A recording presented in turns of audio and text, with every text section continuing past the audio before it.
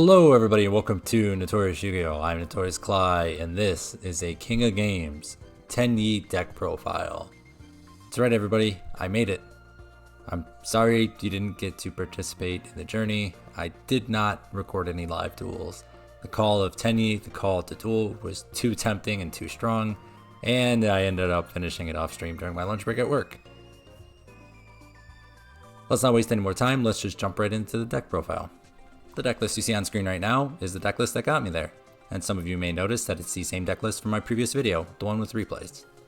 And since this is the same deck list from the video with replays, and I did a decent job of explaining all of the Tenyi effects in my Tenyi Explained video, my initial deck profile, I don't think we're going to go into too much depth about each card.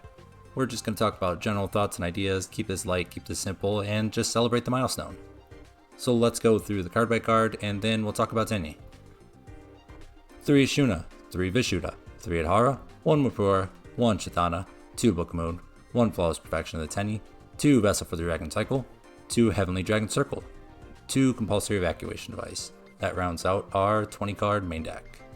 We have 1 Berserker of the Tenyi in the extra, 1 Boxy of the Brightness of the Yang Xing, 2 Shaman of the Tenyi, 3 Monk of the Tenyi, and 1 Berserker of the Tenyi. And of course, our skill is none other than 3 effects. I was very happy with the ratios on this deck. I feel like I played an appropriate number of Tenyi names.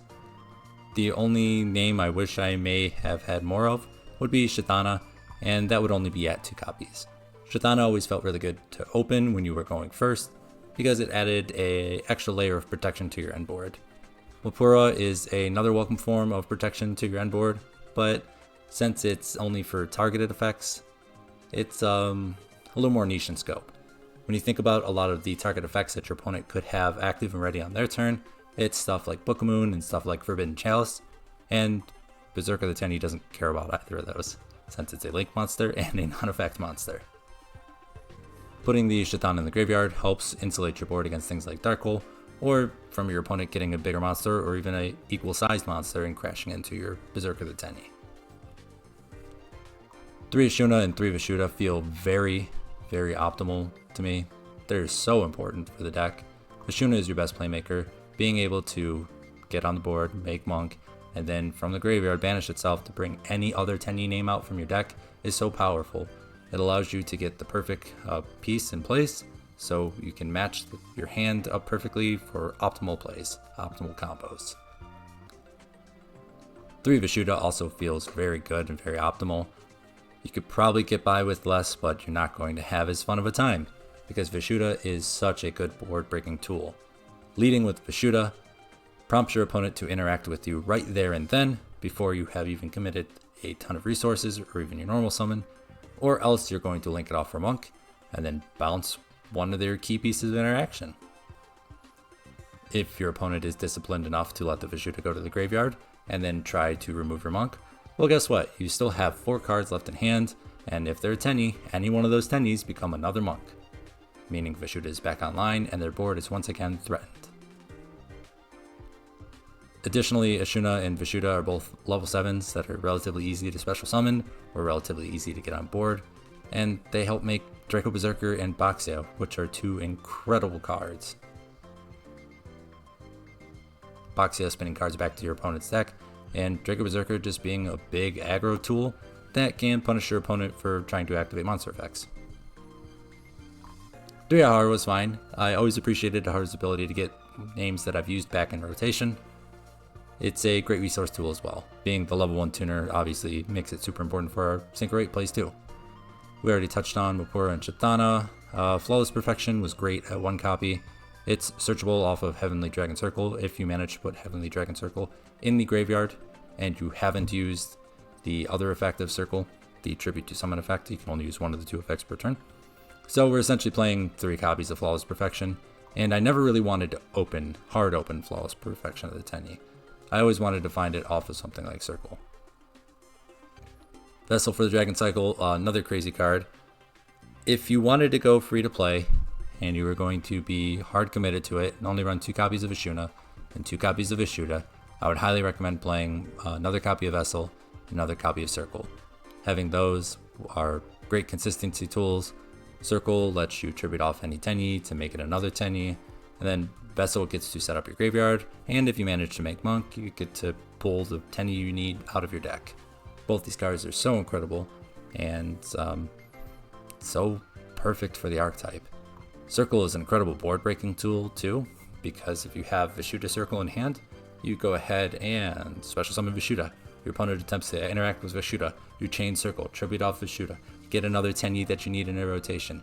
Use that Tenyi that you grabbed to make Monk, and you already put Vishuda in the grave for yourself, so now Vishuda is live.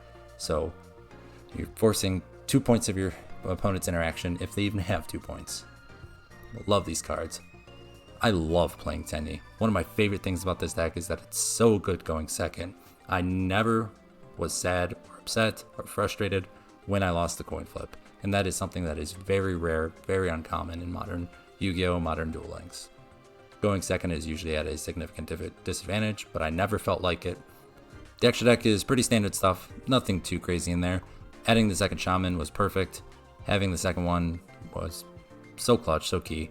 Allowed me to keep link climbing, allowed me to get the right name back, allowed me to recycle stuff like Boxia or Draco Berserker from the graveyard. Such a good card, and I didn't really end up missing Draco Masters at all. 3 Monk is another one of those cards that, sorry free-to-play players, it just feels mandatory to play Tenyi at a very high level.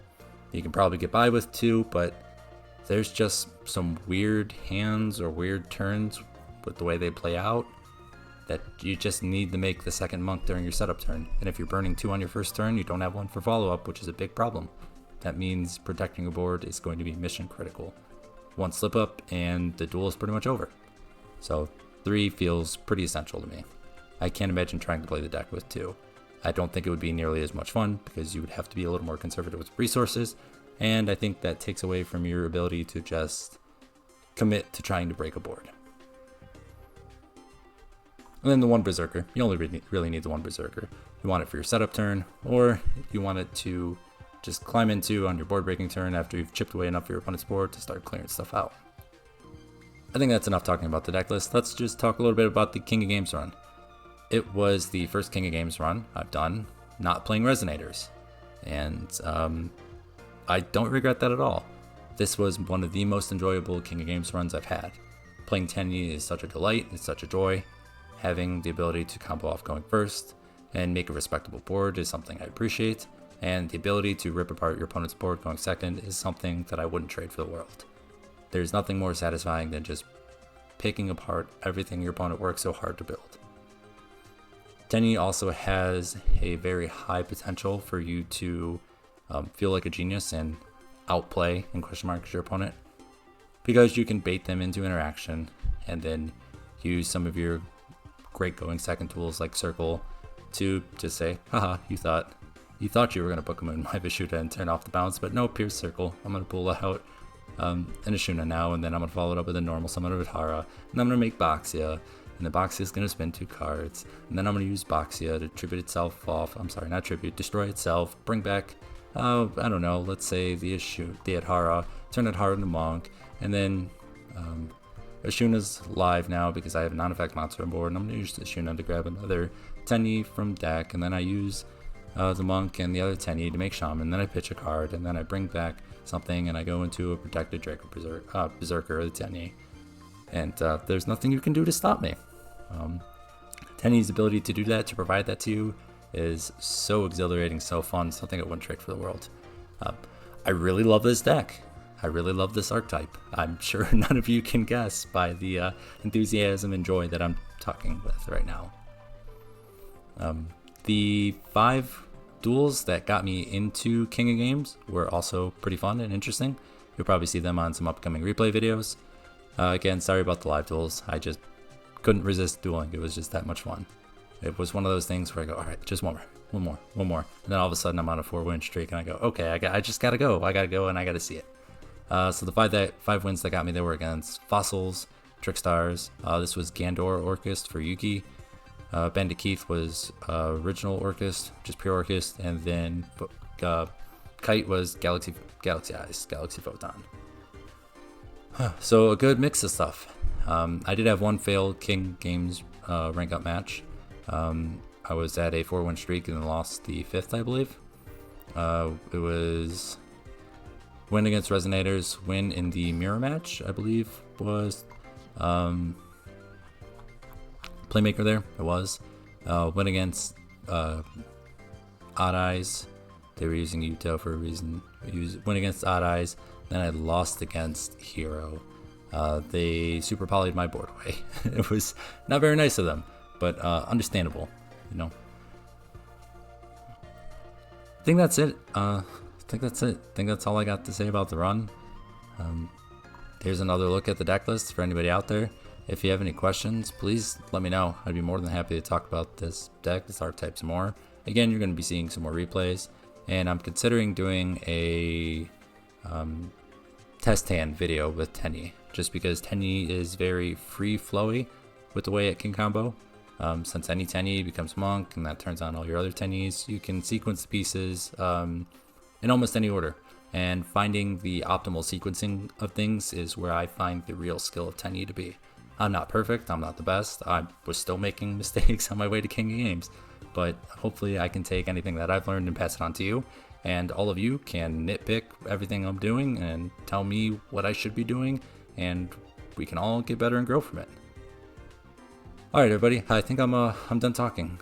Happy King of Games to me, happy King of Games to all of you who have made it, and if you haven't, keep grinding, you'll get there. A little patience, a little persistence, and you'll do it. Thanks for watching everybody. Like, comment, subscribe. See you next time. Be safe, have fun.